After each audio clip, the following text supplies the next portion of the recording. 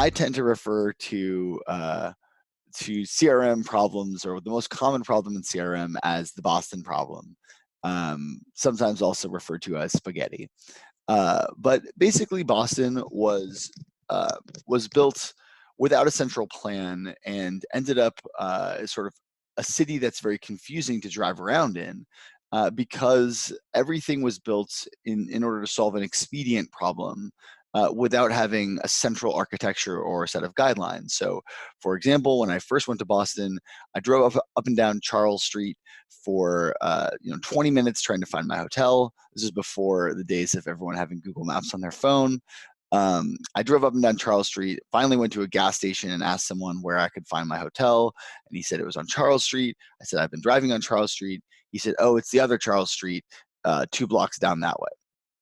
Now, no good central plan would have two streets that both were important, that both had the exact identical name, but that's just the way it was. There were probably 2 people named Charles who both wanted to have the street, or maybe just one very vain single Charles.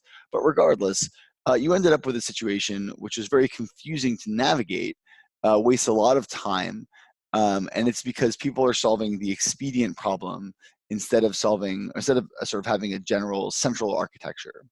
So a few items about this, sort of as we're going to diagnose these problems before we get to sort of the solutions. But the first one is that CRMs themselves are rarely updated, and they don't change very often. You don't really like hop from CRM to CRM very easily. So like if you're with Salesforce, for example, you don't like quit and start base or something like that, because they're so centrally integrated into the entire B2B marketing stack. Not only do you need to change, if you're going to switch CRMs, you need to change, obviously, you migrate all of your data, but by the same token, you have to, migrate all the integrations that you have, which, if you're a developed B2B marketing stack, might be many. And those might involve creation of tons of custom fields in wherever you're in each of those integrations where you're going to, remapping those things. It can be a giant headache. And so as a result, people are rarely inclined to leave the CRM that they chose at the beginning. Secondly, the CRM touches a lot of stuff, and so there's often many different stakeholders who are touching the CRM. You might have a sales organization, you have a marketing organization, maybe you have a MOPS organization, that's also all kind of integrating or touching and modifying your CRM to solve their expedient problems.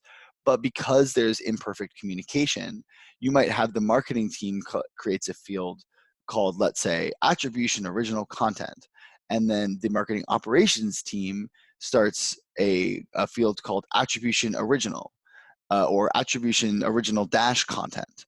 Now, this is the Charles Street situation all over again, where you have basically different people solving their own expedient problem without thinking to communicate or without being able to communicate, and also not coordinating, just solving whatever's right in front of their face right now and dealing with the consequences later.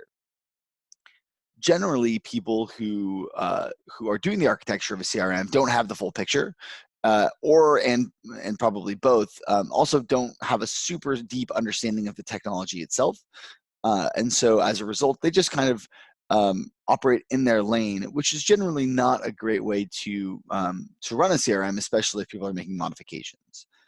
Ideally, somebody who's running it has the full picture or a centralized plan. So that's the Boston problem. We see this all the time. I would be very surprised to see any CRM that had no elements of the Boston problem. It would be pretty impressive, but you see it a lot.